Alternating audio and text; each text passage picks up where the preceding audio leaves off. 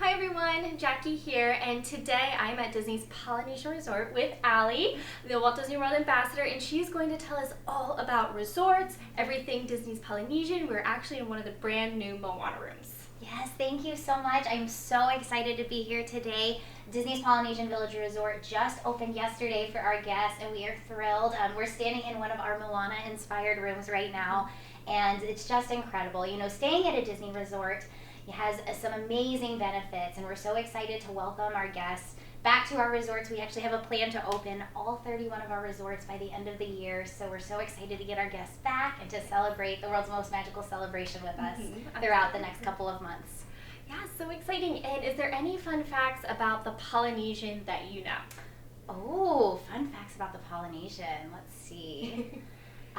Well, it is one of the most fabulous places to get a Dole Whip over at Pineapple Lanai, so definitely have to check that out while you're here. It's a must. Absolutely, and I think they just came out with the new Moana Dole Whip, They right? did, yes, a Moana-inspired Dole Whip. So exciting. Always good to check them out. Get one later.